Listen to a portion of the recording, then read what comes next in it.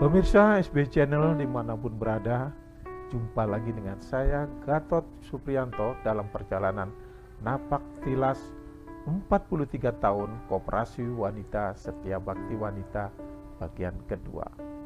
Di bagian pertama, saya telah mengajak Anda menjumpai Ibu Sri Nawangsi selaku Ketua Kopwan SBW yang pertama. Kemudian ada juga Ibu Tati Yudara, salah satu pendiri Kopwan SBW. Dan tak ketinggalan juga ada Ibu Yos Lutfi, Ketua Koperasi Wanita Setia Bakti Wanita yang kedua. Pada bagian kedua ini, saya akan ajak Anda menemui para kader Kopwan SBW yang kemudian menjadi tokoh dalam perkembangan selanjutnya. Tapi sebelum itu, dalam video ini akan saya tampilkan terlebih dahulu dokumen rekaman Ibu Darmiati Sujono Sajin. Beliau adalah Ketua Kopwan SBW yang ketiga. Beliau telah wafat pada tahun 2020 lalu. Ibu Darmiati yang akrab dipanggil Ibu Sajim ini menjabat sebagai ketua mulai tahun 2005 sampai 2012. Di masa kepemimpinannya banyak terobosan yang telah dilakukan. Di antaranya tentang pemupukan modal sendiri dengan sebutan Dana Bakti Anggota atau DBA. Kemudian ada juga Dana Kebersamaan Anggota atau disebut juga DKA. Berikut pemaparan Ibu Darmiati Sujono Sajin. Ibu Safri Ilyas adalah salah satu pendiri dari Koperasi Wanita Setia Bakti Wanita Jawa Timur. Beliau adalah tokoh nasional yang ingin setiap wanita kalau adakan suatu pertemuan itu ada suatu pemberdayaan bagi perempuan tersebut. Maksud saya ibu-ibu bertemu jangan hanya kumpul-kumpul saja, tapi ada suatu pemberdayaan ekonomi agar bisa meningkatkan kesejahteraan para ibu-ibu dan keluarganya. Di mana dana pendidikan itu diperoleh dari SHU yang masuk ke dalam dana pendidikan yang diberikan untuk meningkatkan sumber daya anggota agar mereka bisa melakukan suatu kegiatan ekonomi, dan kegiatan-kegiatan keterampilan yang diberikan itu secara gratis kepada anggota sesuai dengan keinginan anggota untuk keterampilan apa yang akan dilakukan. Diupayakan apabila sudah selesai dari kegiatan ekonomis keterampilan ini yang dilakukan, mereka bisa membuka usaha. Setiap Bakti Wanita yang menggunakan sistem tanggung renteng. Sedikit saya singgung bahwa tanggung renteng adalah tanggung jawab bersama di dalam satu kelompok. Apabila ada suatu tanggung jawab yang tidak bisa diselesaikan oleh satu orang anggota di dalam kelompok tersebut, harus ditanggung bersama-sama oleh seluruh anggota kelompoknya, sehingga kewajiban kepada koperasi pada saat pertemuan kelompok bisa diselesaikan pada saat pertemuan itu juga, dan seluruh hak dan kewajiban anggota apabila diajukan kepada koperasi bisa dilaksanakan dan diberikan pada saat mereka datang ke kantor Koperasi Setia Bakti Wanita. Dana kebersamaan itu dihimpun dari jumlah anggota yang 11.443 orang, itu dikalikan masing-masing dana Rp200. Kalau dikalikan jumlah anggota kelihatannya sudah bisa sedikit membantu anggota yang kena musibah tersebut untuk meringankan bebannya. Pemirsa, saya akan ajak Anda untuk menemui kader Kopwan SBW yang kemudian menjadi Ketua Kopwan SBW yang keempat. Beliau adalah Ibu Indri Suryani yang menjabat sebagai ketua mulai tahun 2013 sampai 2015. Ibu Indri ini termasuk salah satu anggota yang cukup istimewa karena beliau mendapat tempaan sebagai kader sejak awal menjadi anggota. Diawali dari kekagetannya menyaksikan budaya disiplin Koperasi Wanita Setia Bakti Wanita, beliau pun masuk semakin dalam di berbagai kegiatan koperasi. Sampai akhirnya ia menjadi pembimbing penyuluh lapangan atau PPL sebelum mendapat amanah dari anggota untuk masuk dalam jajaran kepengurusan. Berikut perbincangan saya bersama Ibu Indri Suryani. Gini Bu, mungkin bisa diceritakan bagaimana awalnya Ibu mengenal SBW kemudian menjadi anggota gitu. awal saya tertarik dengan SBY itu ketika ada masa sulit minyak. Ingat, tahun 1000. Masa krisis itu. Ya. Moneter. Ya, 1998. Nah, ketika itu saya dengan beberapa teman suami saya ya berkumpul-kumpul ikut membantu masyarakat untuk mencarikan minyak. Nah, ternyata DO-nya itu belinya bukan di pabrik, di SBW, Koperasi Setiap Bakti Wanita. Nah, di situ saya diinformasikan oleh suami saya, kamu pengen berorganisasi yang baik, organisasi perempuan, datang ke SBW. Oh, itu sejarah. Ketuanya perempuan, anggotanya perempuan, dan sudah punya rumah sendiri, artinya punya gedung sendiri, gedungnya bertingkat. Saya penasaran. Dari obrolan itu nggak lama kemudian, 1 bulan berikutnya saya main ke SBW. Dan waktu itu mungkin banyak transaksi, entah beli minyak, entah simpan pinjam, yang penting ramai. Benar juga.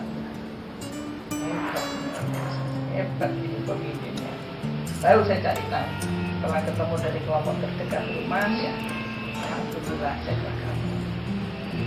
Menurut saya itu saya banyak diuntungkan dari awal menjadi anggota. Coba bayangkan, masuk 2001 September, terus saya ditantang sama kelompok, tiba-tiba ditinggal PJ keluar kota. Oh. Dan saya dapat mandat, tolong pimpin kelompok pertemuan.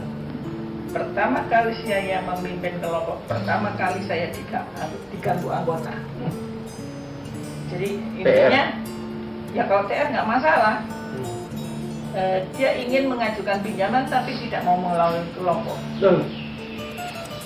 Dia bertulis surat ke pengurus, saya hanya mau pinjam melalui pengurus, tidak mau melalui kelompok. Dia nggak tahu. Akhirnya saya dipanggil oleh pengurus. Dipanggil ke pengurus, salah kan? Saya nggak mau sendiri. Saya ajak teman-teman satu kelompok. Ya selesai. Saya artinya terselesaikan walaupun dengan TR. Tapi saya pertama kali salut kepada teman-teman saya satu kelompok. Saya tidak mengambil keputusan. Jadi saya khawatir.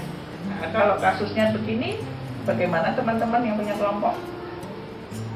Dengan serempak mereka menyatakan PD. Dipedikan. Langsung pada bulan berikutnya. PD itu pengunduran diri. Ya, saya selesai menyelesaikan itu. Berapa bulan kemudian, ya, saya yang kagum ini saya cerita pengalaman saya masuk sampai saya angkat topi untuk yang namanya SBY.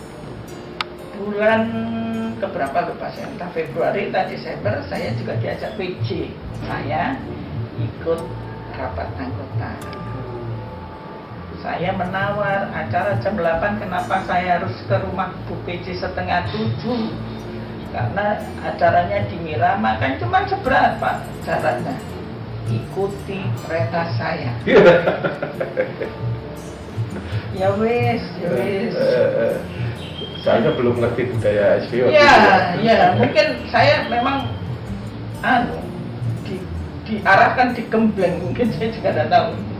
Sampai di sana di Mirama itu hanya 5 biji orang. Tapi ketika jam kurang 10 menit pembukaan jadwal full terpenuhi. Saya kaget, merindingnya.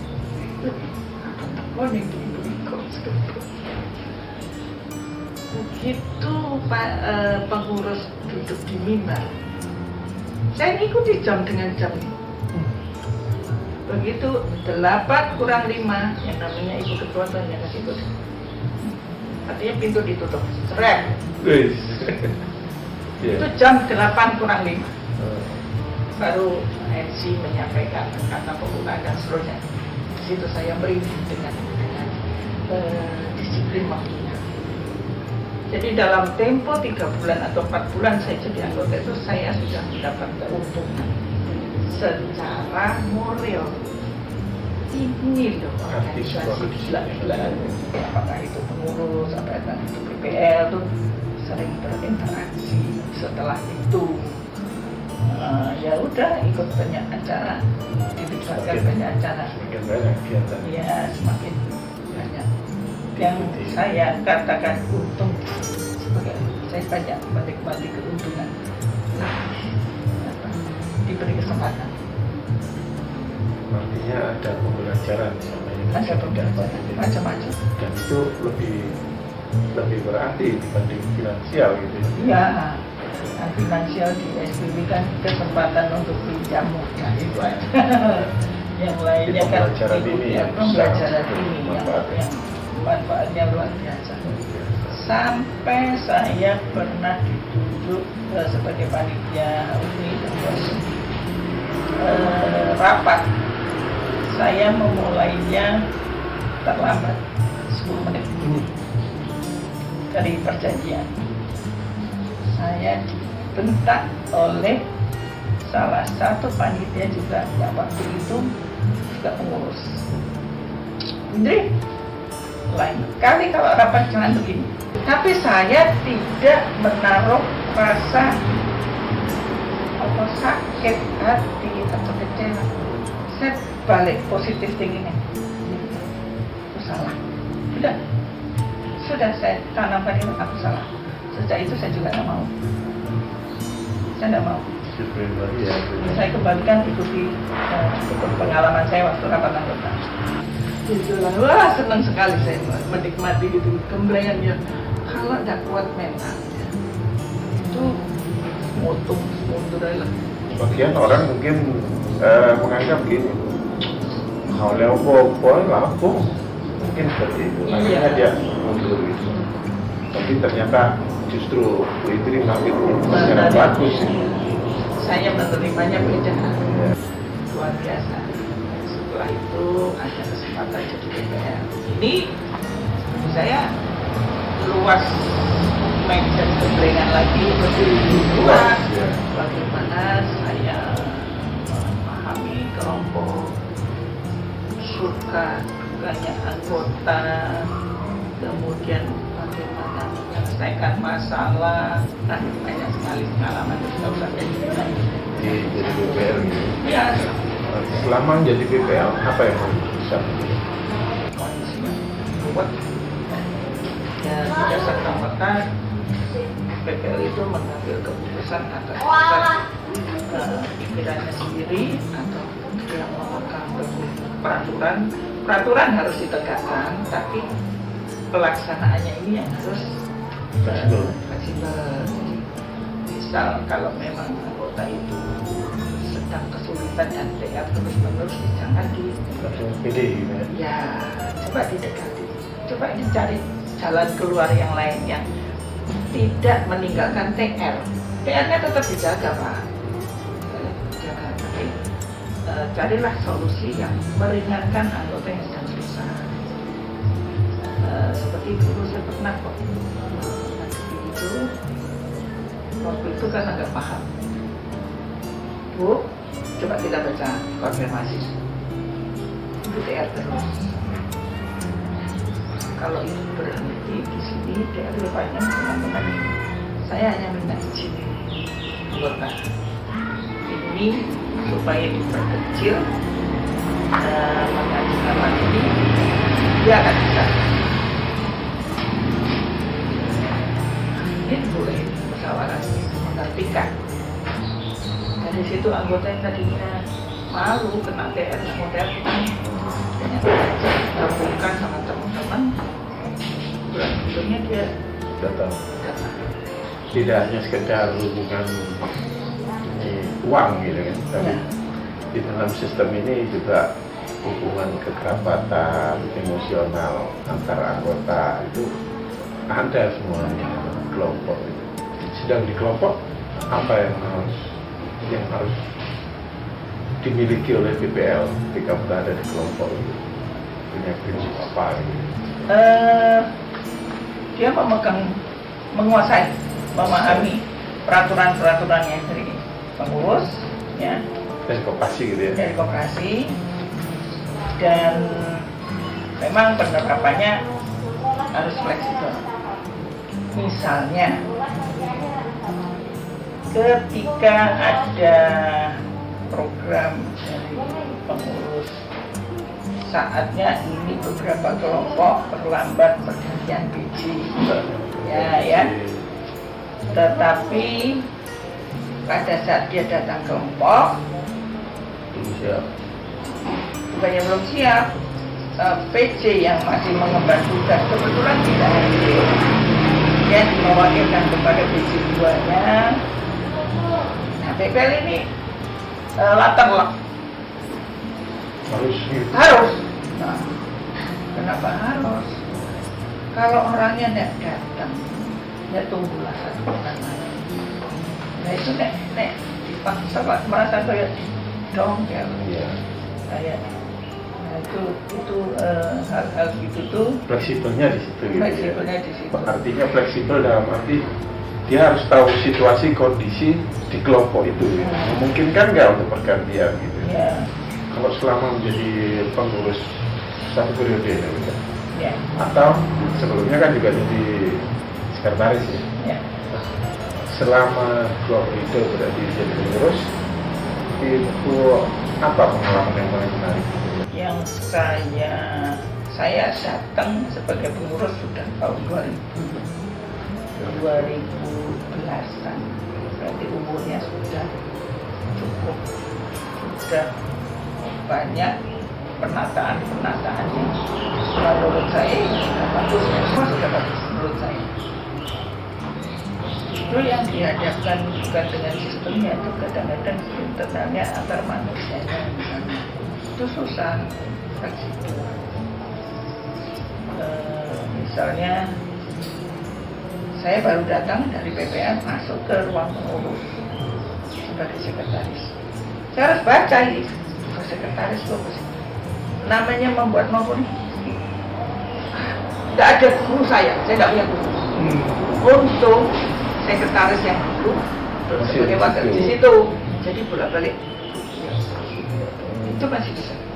Nah dari situ saya langsung makanya setiap pergantian pengurus harus ada 30% pertinggal seperti itu. Sepertiga. Ternyata itu tujuannya. Perlanjutan. Jadi kalau saya misal belum tahu, yang lama Bu bulan ini bikin ini, Bu habis ini langkahnya ini, Bu hujannya bulan ini ada schedule, ada jadwal ini. Itu yang bisa mengingatkan pengurus yang lama. Jadi jangan sampai ada pergantian pengurus tuh Total. jebol desa, jangan. Bahaya itu. Bahaya. Karena belum tentu yang lain itu mau mendengarkannya. Karena kalau sudah jabat kan biasa. Itu penting. Harus tetap dipertahankan apa yang sudah tertuang di anggaran dasar untuk pergantian. Saya dulu sempat ada rasa khawatir pertama kali operasi ketika angkanya kan ratusan juta dari anggota super salah kan. Itu saya benar salah 3 jadi 8 misalnya atau 5 jadi 6 satu angkanya. Ternyata pembukaan itu enggak pulang. Kenapa enggak pulang? Enggak balance Bu, ada selisih. Berapa selisihnya? Sekian rupiah, bukan ribu, bukan puluhan ribu, bukan ratusan ribu.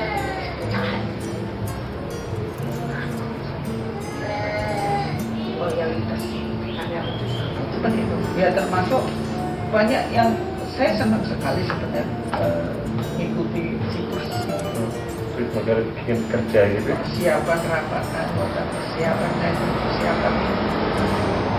jadi sudah tertata dan saya sudah dapat turunan kok tinggal jalan gitu.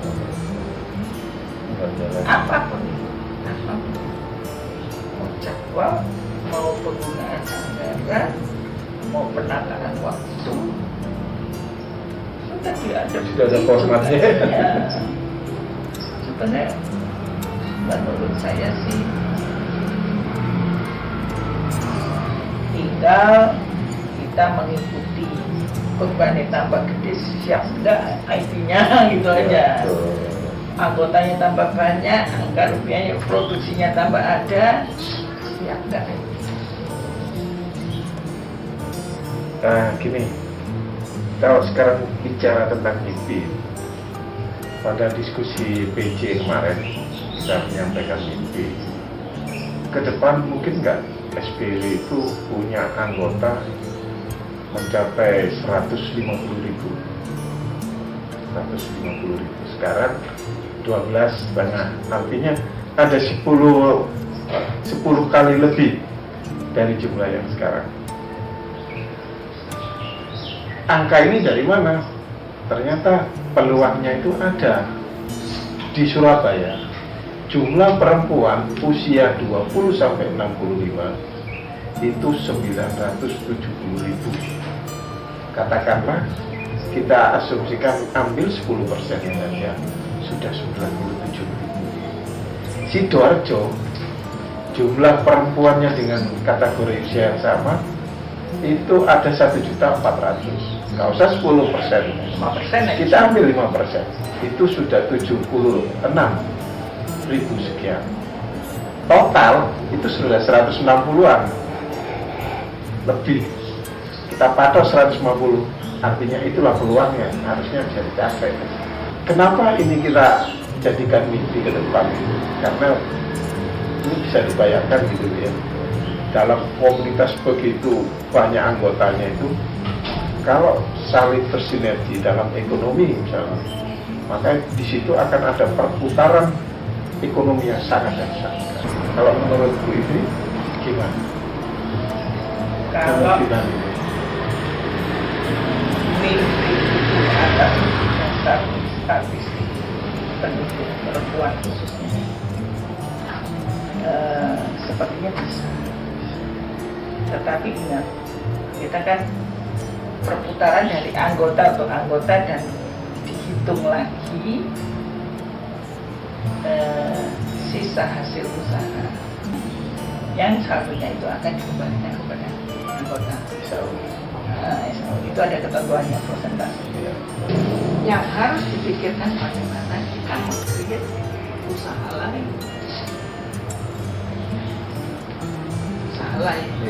yang memiliki peluang untuk satu koperasi anggota. Itu yang harus kita lakukan. Dengan banyaknya omset, tentu omset dari berbagai usaha itu ini akan memberikan kontribusi di luar tadi itu, di luar SAU berdasarkan transaksi dan simpanan tadi. Artinya ada penambahan juga dari SAU. Restoran itu kan pendapatan tidak selalu dari anggota dan usaha lain. Iya. Ini mungkin yang bisa membantu atau Betul. kita Memperbesar SAU tadi, ya termasuk memperbesar SAU yang diperoleh anggota gitu kan. iya Dengan baik diawali, dimodali dengan banyaknya anggota, akan muncul aneka usaha, dan ini juga akan kembali juga ke anggota. Aneka usaha itu kan bisa usaha anggota, tapi ada juga mungkin usaha baru dari koperasi, usaha baru koperasi. Itu mimpi ya. Mimpi. Tapi semoga Tanpa mimpi perjalanan akan begitu aja. Itu kan mengaktualkan apa kata orang pandai, apa yang kamu dapat itu karena apa yang kamu pikirkan. Oke. Ibu sebagai mantan ketua Koperasi Setia Bakti Wanita mungkin bisa disampaikan kepada anggota apa pesan yang ingin disampaikan, harapan-harapan apa terhadap anggota, terhadap koperasinya itu. Kalau terhadap koperasinya, saya berharap ini tetap bisa berlangsung lama, operasional sampai kapanpun. Artinya keberadaan SPW ini sampai kapanpun gitu ya. Ada di tengah-tengah masyarakat. Ini yang sudah masuk menjadi anggota itu bisa yang sudah turunan ketiga. Betul. Dulu eyang saya, Ya. terus ibu saya, sekarang saya. Nah, itu artinya betapa memberi manfaat koperasi itu bagi ibu-ibu yang ikut mendukung kegiatan rumah di sektor keuangan yang mudah, yang ringan, tapi penuh tanggung jawab. Karena koperasi di SBW itu pendidikan. Intinya mendidik anggota. Kalau kita mau memahami.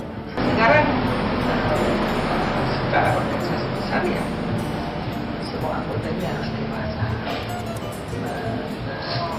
melaksanakan sebagai anggota organisasi yang besar. Organisasi itu apa?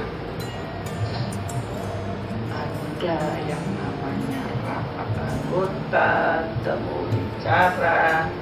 Nah, rapat anggota itu apa? Di situ boleh memutuskan atau tidak temu bicara, itu harus dipahami. Jangan ya maunya sendiri, merasa pemilik mau menyampaikan boleh, ada tempatnya, Ada mekanismenya, tapi tidak boleh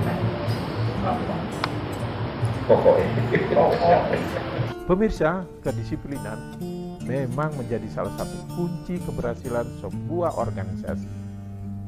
Koperasi Setia Bakti Wanita telah menjadikan kedisiplinan sebagai budaya dalam kehidupan berorganisasi. Memang bagi yang memahami, tentu berkoperasi bukan sekedar masalah ekonomi, tapi juga ada aspek pembelajaran di dalamnya. Baik, perjalanan berikutnya saya ajak Anda untuk menemui kader yang kemudian menjadi Ketua Koperasi Wanita Setia Bakti Wanita yang kelima. Beliau adalah Ibu Indra Wahyuningsih yang awalnya dikenal sebagai Ketua Tim SBW Peduli. Program SBW Peduli ini sebagai bentuk kepedulian Koperasi Wanita Setia Bakti Wanita kepada keluarga miskin yang tinggal di sekitar anggota. Dalam program SBW Peduli itu sendiri diambil dari penyisian SHU sebesar 2,5% sebelum kena pajak. Untuk lengkapnya, simak perbincangan saya dengan Ibu Indra Wahyuningsih. Ibu menjadi anggota ini sudah berapa tahun, Bu? Kurang lebih 21 tahun. 21 tahun. Tahun yang lalu saya dapat apresiasi. Apresiasi dari dari 20 tahun keanggotaan. Oh, berarti mulai tahun 2000-an ya, Bu ya? Sebetulnya 99 ya. Jadi dari dulu saya ikut kelompoknya itu kelompok 180 di Baskara. Jadi waktu itu terbentuknya karena wali murid TK ya, kita sama-sama punya putri yang kebetulan di TK, kemudian kita ini ada salah satu yang sudah bergabung di SBW, tapi rumahnya Baskara, di daerah Baskara, sehingga mau tidak mau saya harus bergabung di sana. Sekitar tahun 2000-an, terus kami membentuk kelompok sendiri untuk yang di Manuan dengan mengkoordinir anggota-anggota wali murid juga yang berdomisilinya di daerah Manuan, kemudian saya sebagai PJ. Kelompok berapa? Akhirnya menjadi kelompok 464. 464. Jadi, pecahan dari 180 saya pecah sama Uika dulu pengawasnya. Jadi kelompok ini bisa pecah juga ya? Alhamdulillah harus Bisa ya? Bisa. Untuk pengembangan itu ya? Iya. Mungkin bisa diceritakan ini, kenapa sih tertarik dengan SBW ini? Ya sejak dulu kan nama SBW ini sudah gaungnya sudah bagus sekali ya. Artinya koperasi perempuan yang memang fokus untuk pemberdayaan perempuan. Dan kami sebagai orang swasta juga tentunya pengen gitu ya, pengen punya akses dari sisi keuangan, kemudahan untuk mendapatkan pinjaman itu gitu ya. Dan yang kedua adalah pemberdayaan. Pemberdayaan di Setia Bakti Wanita ini sangat-sangat luar biasa. Alhamdulillah memang terwujud. Jadi dari jumlah anggota kami yang sekian itu, mereka juga semuanya terakomodir ya, dari pengajuan pinjamannya, kalau dia butuh ini semua juga kemudian khususnya saya pribadi, saya memang punya prinsip kalau saya masuk dalam suatu organisasi, saya tidak mau jadi anggota yang biasa-biasa saja. Jadi saya harus aktif. Saya harus aktif. Untuk menjadi anggota aktif, saya harus bagaimana? Saya mau pelajari dari bulletin, dari apa dan bagaimana SBW itu. Kemudian karena saya PJ, setiap saya diundang di rapat anggota, saya selalu aktif gitu ya, aktif bertanya yang berkaitan yang kurang saya pahami, saya bertanya, kalau saya punya ide saya tuangkan di dalam rapat anggota itu. Dan saya masih ingat sekali tahun 2001 gitu ya, 2001 saya mengusulkan untuk gitu kan, bagaimana koperasi ini sudah besar, bisa juga kita harus memberikan manfaat kepada masyarakat dalam bentuk santunan, dalam bentuk itu. Dan alhamdulillah Bu Yusufy pada waktu itu mewujudkannya dengan nama infak, zakat dan infak ya pada waktu itu, SBW itu tadi gitu ya. Dan saya kebetulan waktu itu ditunjuk sebagai ketuanya 2001 ya, 2001. Jadi awal berdirinya SBW itu 2001 itu untuk menampung juga zakat infaknya mungkin dari anggota yang pengen menyalurkan zakatnya, kami pada waktu itu mengelola itu tadi ya, dari SAU yang 2,5% kita kelola untuk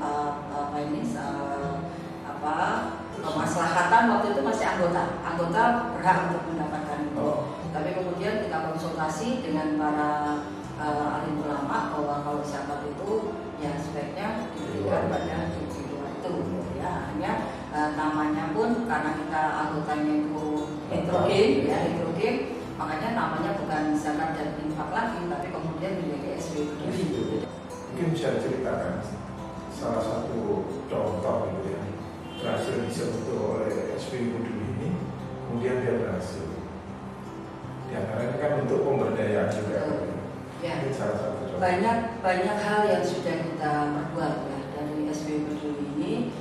Pada waktu itu kita juga sudah melakukan kelompok binaan, mulai di daerah Kenjeran sana, daerah Kenjeran, kita para pengrajin kerupuk itu waktu itu kita fasilitasi dari mereka yang tidak punya mesin ya, dari yang tidak punya mesin, kemudian kita fasilitasi, kita berupa hibah gitu ya.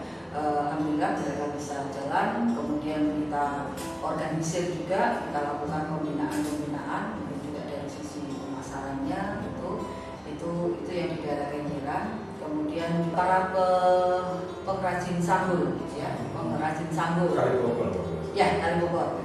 Itu kebetulan kan pasar Belauran lagi kebakaran ya, jadi dia kesulitan itu. Nah kita waktu itu punya kegiatan keterampilan rias manten, nah itu kita linkkan. Jadi bagaimana kebutuhan untuk para perias ini bisa dipenuhi oleh para pengrajin sanggul itu tadi. Jadi alhamdulillah dari 2,5% SAU dan sebaran organisasi yang ada itu setiap tahunnya itu selalu meningkat. Dengan banyak kita memberi, alhamdulillah semakin banyak juga rezeki yang kita terima.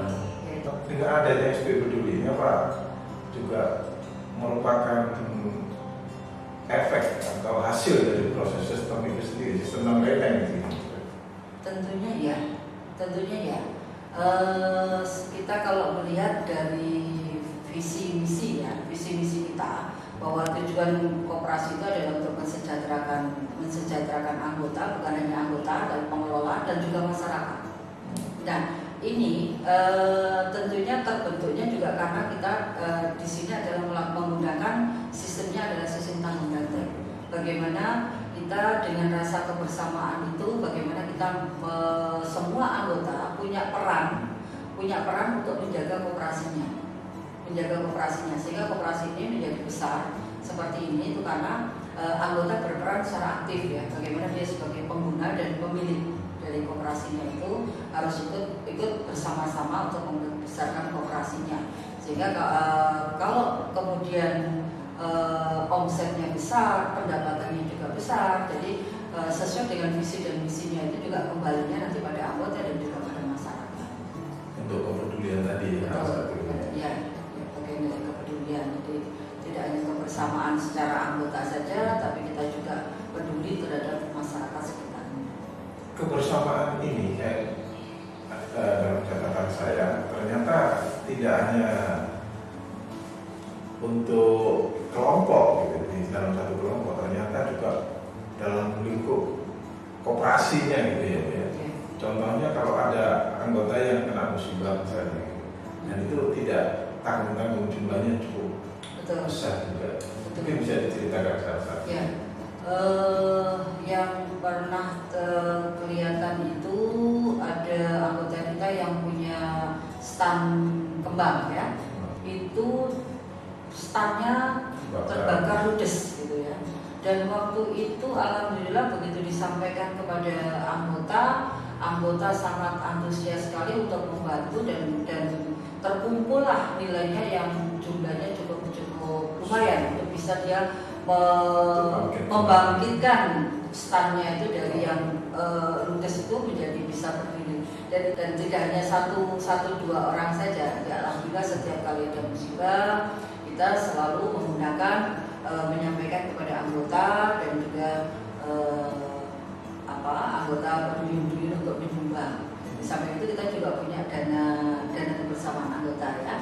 Jadi DKA yang untuk santunan sosial, santunan kematian dan juga untuk santunan sosial. Kalau misalnya ada anggota yang sakit ya, itu diketahui oleh PPL-nya, kemudian disampaikan kepada pengurus dengan surat tertulis, dibuktikan dengan foto-foto. Alhamdulillah kita dari dana yang terkumpul dari anggota itu bisa kita pakai untuk membantu anggota yang sakit. Terakhir ada rumah yang terbakar gitu, dari anggota, ternyata terkumpul sampai 71 juta itu. Iya. Benar begitu. Iya betul.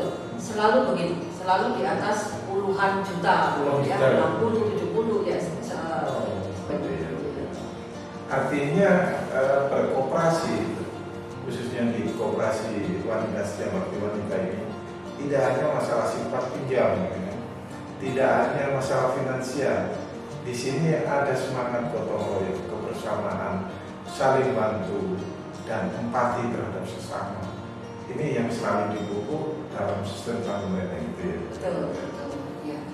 Bagaimana dengan sistem tanggung renteng ini menjadi solusi, gitu ya, memberikan solusi semua permasalahan. Alhamdulillah dengan kebersamaan, dengan sikap empati dari anggota-anggota yang dimiliki oleh anggota-anggota itu, semua bisa terselesaikan dengan baik. Kalau kita hubungkan dengan pernyataan dari Bung Hatta gitu, bahwa berkooperasi adalah sebetulnya menyelesaikan masalah sendiri secara bersama-sama, menolong diri sendiri secara bersama-sama. Nah, ini yang terjadi dalam kooperasi setiap waktu selama ini sudah 43 tahun yang berjalan. Tentu banyak yang merasakan juga manfaatnya atas proses sistem ini sendiri. Jadi dengan berkooperasi ini sebetulnya tidak hanya masalah ekonomi. Kooperasi memang di situ ada pembiasaan, ada pembelajaran agar anggotanya bisa lebih berdaya. Gitu ya. Betul. Atau bisa jadi kalau mereka sudah usianya sudah sepuh gitu ya, mungkin dia bisa mentransfer pada putrinya atau menantunya ya. Karena banyak sekali akhirnya yang kita alami itu anggota-anggota yang masuk dari menantu kemudian cucu itu karena merasakan pada waktu ibunya meninggal dia kan dapat apa itu namanya itu apa yang namanya DTM ya, dana tolong menolong kok enak ya gitu ya. Artinya si ahli waris ini kan tidak terbebani gitu, tahu ibunya punya pinjaman sekian banyak, bahkan simpanannya dikembalikan gitu. Utangnya lunas, dapat santunan lagi DKA. Sekarang ini kan lebih banyak lagi fasilitas yang didapatkan anggota. seluruh anggota diikutkan asuransi kematian. Jadi selain dapat dari DKA-nya santunan sosial, DKA dari anggota semua yang 300 itu 200 untuk santunan kematian, yang 100-nya untuk santunan sosial sakit gitu ya. Kita juga mengikutkan asuransi 3,5 juta per anggota. Lunas tadi ya. Per anggota kalau meninggal. Per anggota kalau meninggal kita ikutkan asuransi. Mungkin bisa dijelaskan juga tentang DKA ini. Ya. Karena DKA ini sebetulnya keluarga ya. Betul ya. Ya, kita tidak bisa meremehkan arti uang receh ya. Uang receh itu kalau berdiri sendiri dia jadi receh gitu ya. Tapi dengan dikumpulkan sekian banyak orang, akhirnya itu banyak sekali membantu orang lain. Sangat berarti, sangat bermanfaat untuk membantu orang lain. Jumlahnya berapa? 300 rupiah. 300 rupiah per orang. Kalau ada yang meninggal satu dan keluarganya gitu ya. Jadi ketentuan kita untuk DKA itu kalau ada anggota dan keluarga anggota yang tercantum di dalam KSK ada yang meninggal, maka kita mengeluarkan 300 kali berapa jumlah anggota yang meninggal pada waktu bulan ini. Betul sekali. Baik Ibu Indra menjadi pengurus kayaknya sudah lama ya. Betul, mungkin saya paling lama ya di antara teman-teman saat ini. Yaitu tadi dari perjalanan saya mulai tahun tadi 99, kemudian tahun 2005 saya mencalonkan diri sebagai pengurus dan alhamdulillah waktu itu terpilih dengan begitu getolnya pada waktu itu karena pada masa tahun 2005 itu terjadi perubahan mekanisme pemilihan. Memang waktu itu ada usulan dari salah satu anggota harus melalui pemilihan secara melalui bakal calon dan sebagainya, mekanisme itu. Dan di 2005 itulah mulai dilakukan dan alhamdulillah terpilih 7 orang. Kita berjalan 2006 sampai dengan 2007 ada pemilihan lagi, saya masih terpilih lagi, tetap jadi sekretaris 1 ya. Yang di 2013 saya sebagai wakil ketua 1, wakil ketua 2 yang membidangi organisasi. Wakil ketua 1-nya Bu Chandra, ketuanya Bu Sajin. Jadi saya 3 periode bersama Bu Sajin, Bu Chandra pada waktu itu. Nah, di tahun 2003 itu kita juga habis ya, saya Bu Chandra, Bu Sajin ini kan habis masa periodisasinya 3 periode. 2013. Ya, 2013. Rapat anggotanya kan 2014 Februari ya. 3 periode ini kan habis masa baktinya tiga-tiganya. Tapi ada batasan periode 3 periode harus turun ya, harus nggak bisa naik tiga-tiganya, akhirnya inilah dan proses pemilihan pengurus pada waktu itu juga alat sampai jam 12 malam untuk pemilihan 2014-2016 sampai jam 12 malam. Inilah dinamika organisasi di Koperasi Jabati Wanita, dan alhamdulillah saya selama jadi pengurus itu banyak sekali pengalaman yang saya hadapi ya. Intinya dengan semangat kebersamaan dan kita selalu mengutamakan kepentingan bersama itu lebih harus diutamakan daripada kepentingan individu yang harus ditegakkan. Itu jadi 2014 karena periodisasi saya harus off ya, saya harus turun, dan alhamdulillah selama turun sebagai kader dimanapun berada kita harus bisa memberikan yang terbaik untuk lembaga ini. Walaupun saya tidak jadi pengurus, tapi saya tetap alhamdulillah memberikan peran serta saya sebagai anggota pemikiran. Sampai akhirnya masuk lagi tahun ya, 2017. 2017 alhamdulillah saya terpilih sebagai ketua ya sampai 2019 ya, sampai periode 3 tahun. Dalam perjalanan itu pun ya alhamdulillah prestasi, yang prestasi itu bukan karena saya, tapi itu kan karena kerja tim dan kerja seluruh keberhasilan seluruh komponen yang ada di Setiap Bakti Wanita. Yang mana tahun 2017 kita mendapatkan penghargaan dari sebagai koperasi besar se-Indonesia dengan urutan yang kesekian. Kemudian ada 3 penghargaan pada waktu itu: koperasi konsumen terbaik, koperasi dengan kinerja terbaik, dan koperasi dengan IT terbaik. Jadi ada 3 penghargaan di tahun 2017. Oleh karena itu, sebagai anggota, sebagai pemilik dan pengguna koperasi Setiap Bakti Wanita, mari kita sama-sama menjaga nama baik koperasi Setiap Bakti Wanita. Kemudian kalau kita semuanya merasakan banyak manfaat yang kita peroleh di koperasi Setiap Bakti Wanita, mari manfaat yang sudah kita rasakan itu bagaimana bisa dirasakan oleh orang lain. Pemirsa SBW Channel dimanapun berada, sebelum melanjutkan perjalanan, jangan lupa untuk subscribe bagi yang belum, dan tekan tombol jempol ke atas, juga tanda lonceng. Baiklah pemirsa, kader berikutnya yang akan saya temui adalah Ibu Kusuma Wardani yang akrab dipanggil dengan Ibu Dani. Wanita yang berlatar belakang perbankan ini terpilih sebagai Ketua Koperasi Wanita Setiap Bakti Wanita masa bakti 2020 sampai 2022.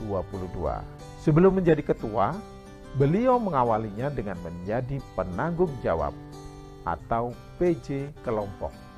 Kemudian pergaulan berkembang di kalangan anggota yang mempunyai usaha yang tergabung dalam Forum Komunikasi Jaringan Usaha atau FKJU. Selanjutnya, Ibu Dani masuk dalam jajaran kepengurusan pada tahun 2017.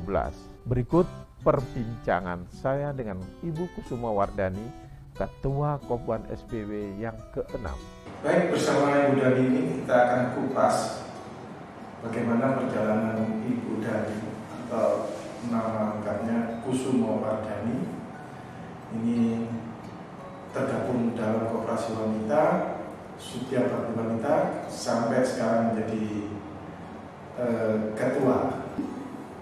Saya syukur alhamdulillah bergabung dengan SBW sejak tahun 2008.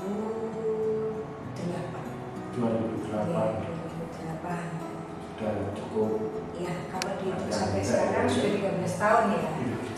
Ini kebetulan di lingkungan saya tinggal itu ada salah satu anggota koperasi. Kebetulan beliaunya sebagai penanggung jawab. Jadi beliau itu PJ kelompok 466.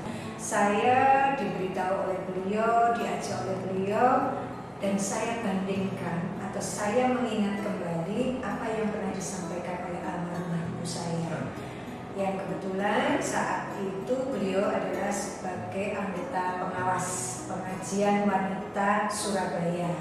Nah, ibu saya itu menyampaikan ini ada koperasi yang besar di Surabaya, mungkin bisa mengembangkan. Kebetulan saya ini kan senang usaha kecil-kecilan ya.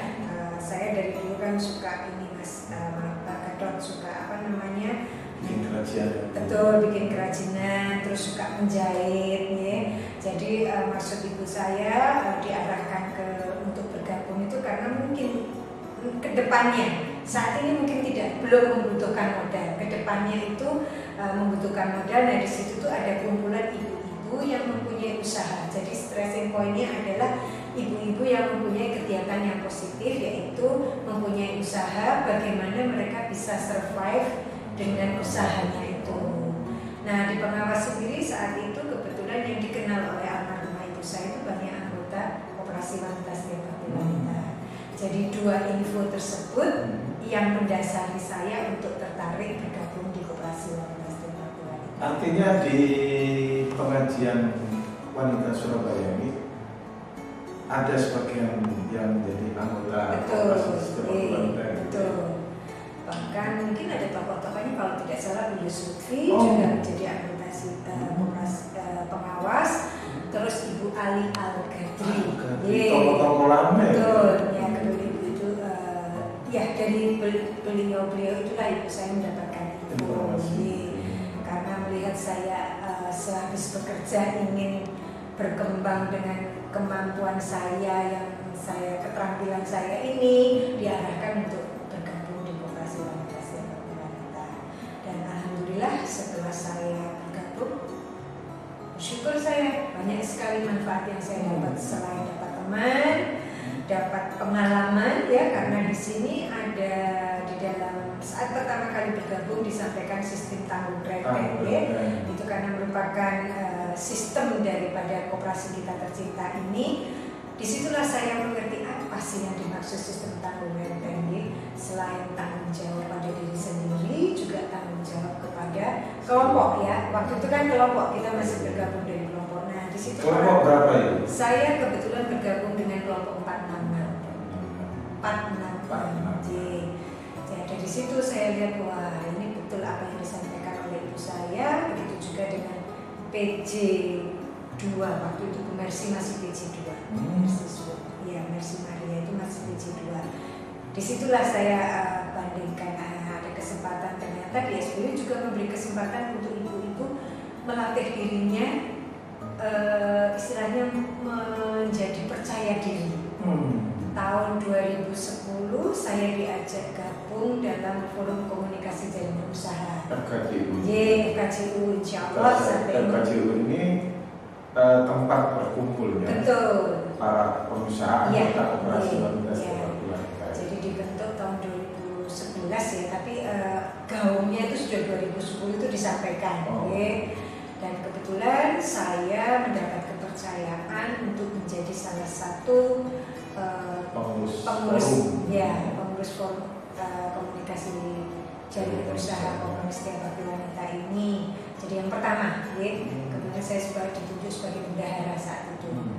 Dan semakin disitulah saya semakin mengerti arti koperasi itu seperti apa ya. Tidak hanya mencari teman, ya, tidak hanya mencari istilahnya mencari dana untuk pengembangan usaha ya, tapi kita diberi kesempatan untuk aktualisasi diri. Ya, betul, aktualisasi diri sampai di mana kompetensi kita, sampai di mana kemampuan kita bisa dioptimalkan. Betul. Nah, alhamdulillah waktu itulah yang saya manfaatkan dengan baik, melihat kesempatan-kesempatan, dan akhirnya duduklah saya sebagai ketua Koperasi Wanita Setiap Bakti Wanita di tahun periode 2020 ya.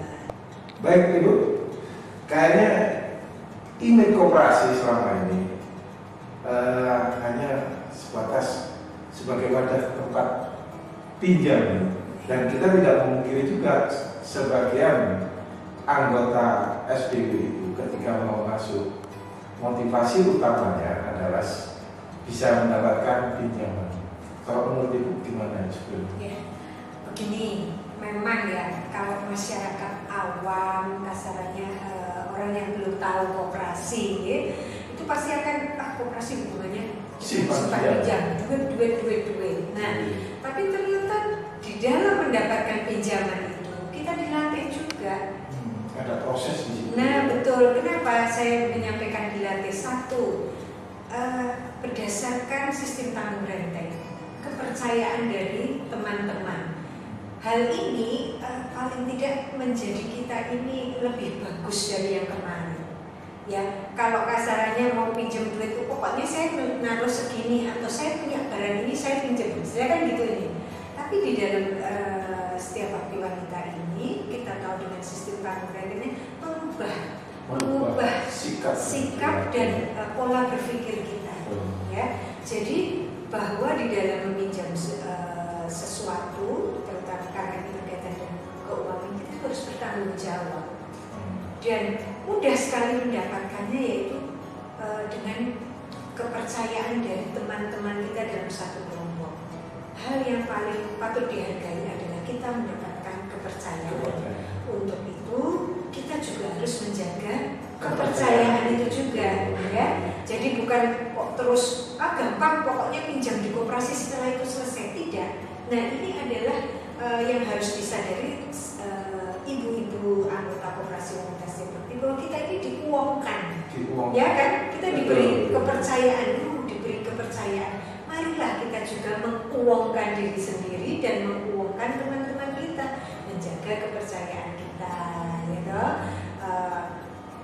Tentu dengan kata lain, kalau ada komunikasi di dalam musyawarah itu, anggap saja itu adalah hal-hal yang harus kita pahami, ya. Kadang-kadang saya juga baru ini, di sini itu betul-betul harus memahami arti daripada musyawarah. Kalau ditanya kan, istilahnya kalau orang biasa sih kalau ditanya pinjam di sana berapa, maunya berapa. Nah di sini kan tidak, ya. Di sini kita ditanya, ibu kalau mau pinjam ini tujuannya untuk apa, ya kan? Hal ini mungkin dikatakan, mungkin kalau orang kan mau ikut campur ya, masalah pribadi, tapi tidak, karena di sini adalah musyawarah tadi, kepercayaan tadi. Jadi kita lebih baik jujur, oh iya untuk ini, dan di situ juga disampaikan kemampuan kita, kan pasti ditanya mau diangsur berapa kali ibu. Nah itu adalah hal untuk mengukur kemampuan kita sebagai anggota yang sedang mengajukan pinjaman, ya. Nah ini sudah ada aturan yang mengatur, tinggal kita sendiri mau dipercepat silahkan, mau tepat waktu silahkan, tapi yang jelas tidak boleh lewat waktu yang sudah ditentukan. Nah ini belajar disiplin juga kan ya, belajar kejujuran, keterbukaan, disiplin ya, mengukur kemampuan kita. Jadi di sini itu sebenarnya inilah maksud yang tidak mungkin tidak terpikirkan, baru setelah agak berapa lama mungkin, oh iya kita sebagai manusia, kalau yang bergerak di bidang usaha, ya, kalau punya usaha kan kita punya plan. Jadi pinjam sekarang pinjam saat ini kegunaannya untuk apa? Ini saya harus menyelesaikan dalam waktu berapa lama? Sehingga saya kalau menggunakan dana ini berapa? Nanti saya mesti butuh lagi. Karena ada perkumpulan ini, kita membuat dan kita bisa tawarkan. Apalagi kalau setiap bulan sudah dijadwalkan pertemuan, paling tidak di sini sudah ada, insya Allah saya bulan depan bawa sekian, laku sekian. Nah itu disisihkan untuk bayar angsuran. Itu baru sinergi dalam satu kelompok ya? Betul, apalagi kalau tadi saya sempat digabung di forum komunikasi jaringan usaha. Lintas kelompok ya? Itu lintas kelompok, malah kita kan kenal ya ini yang saya sampaikan tadi, ketuk tular. Dan saya bangga teman-teman atau ibu-ibu anggota SPW yang terbentuk dalam FKJ itu begitu getol memasarkan produk usahanya. Berarti kan beliau sudah belajar ya, percaya diri dan belajar untuk mengelola ini. Saya punya cara untuk memasarkannya. Itulah makanya saya sangat berharap agar setiap anggota atau ibu-ibu atau masyarakat yang bergabung dengan koperasi, marilah kita betul-betul saling apa sih untungnya menjadi anggota koperasi. Bukan berarti cuma simpan pinjam saja, tidak, ya. Jadi kita di sini betul-betul belajar mengelola diri kita sendiri dan menjaga bersama-sama kelolaan ini dengan teman-teman kita.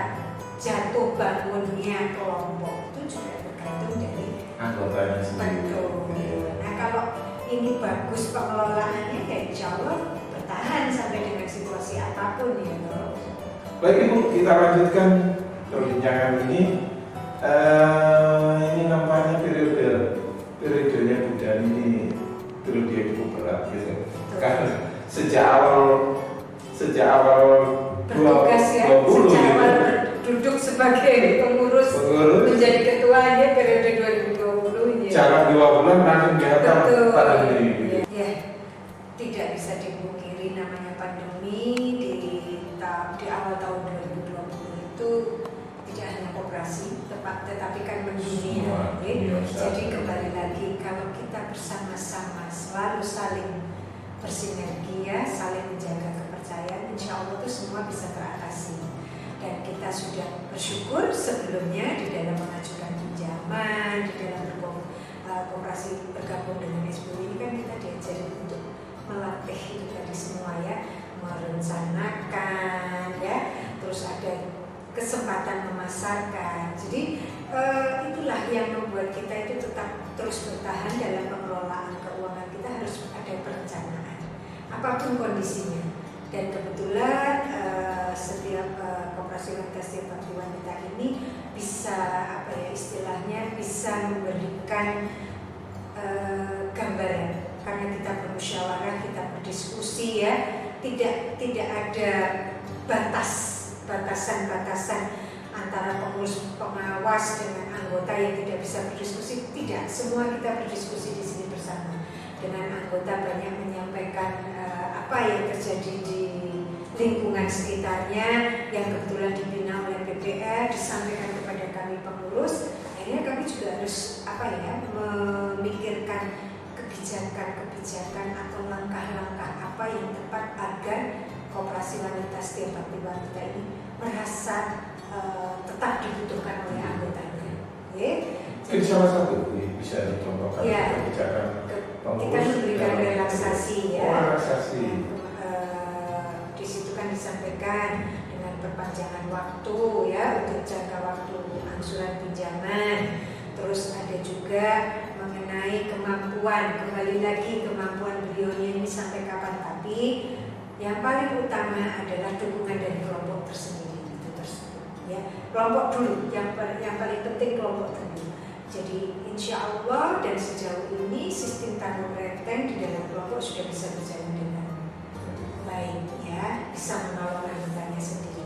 Kalaupun yang terus terang masih mengalami hal itu kewajaran, mereka juga berdiskusi musyawarah dan kita memberikan tadi kebijakan tersebut dan dimanfaatkan oleh kelompok. Ya, suatu ketika anggota tersebut sudah bisa keluar dari kondisi tersebut dan alhamdulillah sampai sejauh ini sudah beberapa anggota sudah tidak memanfaatkan relaksasi lagi dan mereka mulai mengatur kembali, insya Allah sudah bisa menikmati fasilitas pinjaman yang lainnya. Artinya di masa pandemi ini, kalau di lembaga lain mungkin dia akan mengurangi kualitas. Bagaimana dengan SPU pelayanan? Ya, seperti yang kita lihat sejauh ini, alhamdulillah kita masih bisa memberikan pelayanan. Gitu. Tetap bisa koperasi wanita setiap bakti wanita itu dibutuhkan oleh anggotanya. Ya. Justru bisa hadir di saat dibutuhkan. Betul. Itulah yang patut kita syukuri ya.